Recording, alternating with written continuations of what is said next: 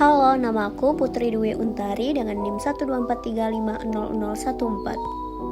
Perkenalkan, nama saya Hana Faiza dengan NIM 124350020. Perkenalkan, aku Luciana Simarmata dengan NIM 124350101. Halo semua, perkenalkan nama aku Kezia Gaban dengan NIM 124350038.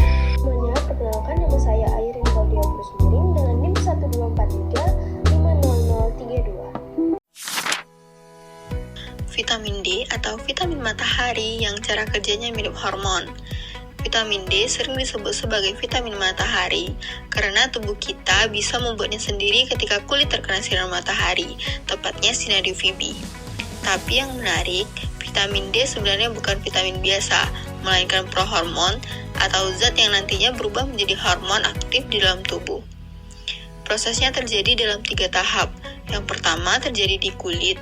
Sinar matahari mengubah kolesterol jenis tertentu menjadi vitamin D bentuk awal yang disebut vitamin D3 atau kalsiferol. Bentuk ini masih belum aktif.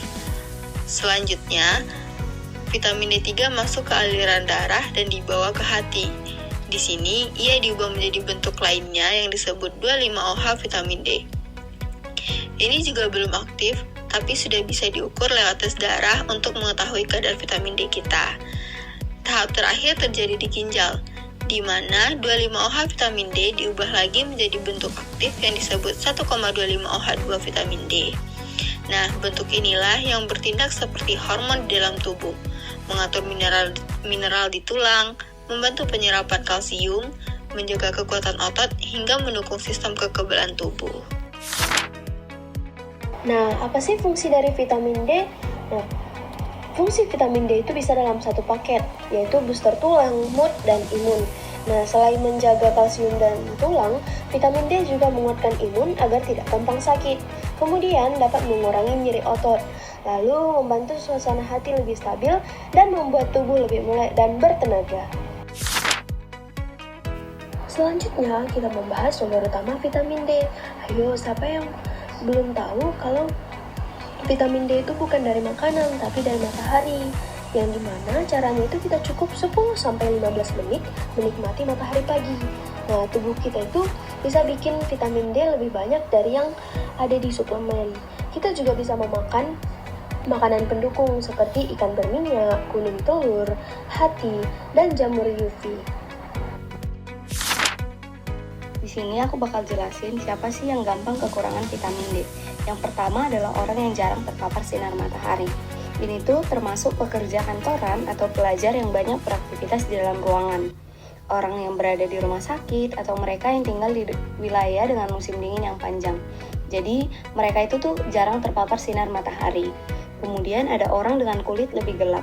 Pigmen melanin yang ada pada kulit orang gelap itu dapat mengurangi kemampuan kulit untuk memproduksi vitamin D dari paparan sinar matahari. Kemudian ada lansia. Seiring bertambahnya usia kita, kemampuan kulit untuk memproduksi vitamin D dari sinar matahari cenderung menurun. Dan yang terakhir adalah orang dengan obesitas atau berat badan berlebih. Vitamin D ini adalah vitamin yang larut dalam lemak. Jadi, pada orang yang obesitas, vitamin D cenderung terperangkap di jaringan lemak, sehingga ketersediaannya dalam darah berkurang. Kekurangan atau capek tanpa alasan. Yang pertama itu cepat lelah.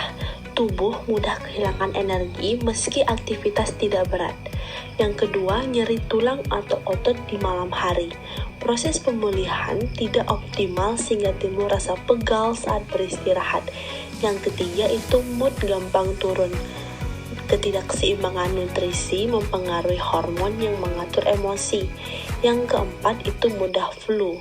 Sistem imun melemah sehingga tubuh lebih rentan terkena infeksi.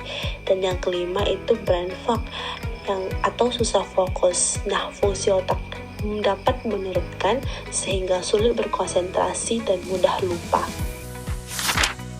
Bagaimana sih cara kita untuk menjaga kadar vitamin D? Yaitu cukup berjemur sebentar 3-4 kali dalam seminggu. Lalu pilih makanan yang kaya vitamin D seperti ikan berlemak, hati sapi, kuning telur, susu atau yogurt fortifikasi. Jika perlu, boleh tambah suplemen 600-1000 international unit atau satuan internasional. Dan jangan lupa tetap aktif bergerak agar tubuh kita menyerap vitamin D dengan lebih baik. Vitamin D itu punya perjalanan hidup yang seru di dalam tubuhnya. Semua dimulai dari kulit. Ketika sinar matahari UVB mengubah kolesterol menjadi bentuk awal vitamin D, setelah itu vitamin D masuk ke hati lalu diubah menjadi 25 OHD. Ini adalah bentuk yang biasanya dicek lewat tes darah. Perjalanannya belum selesai. Vitamin D kemudian pergi ke ginjal dan di sana ia diubah lagi menjadi bentuk yang paling aktif, yaitu 1,25 OH2D. Dalam bentuk inilah vitamin D bekerja seperti hormon yang mengatur banyak gen penting di tubuh. Jadi vitamin D bukan hanya vitamin biasa, dia menjalani perjalanan panjang sebelum bisa bekerja dan memberi manfaat bagi kita. Pagi cerah burung pun bernyanyi. Jangan lupa berjemur sebentar saja. Vitamin D bantu tulang tetap kuat tiap hari, biar sehat dan mood tetap ceria sepanjang masa. Perkenalkan, nama saya Muhammad Nabil Zaki dengan NIM 1243571. Sekian dan terima kasih.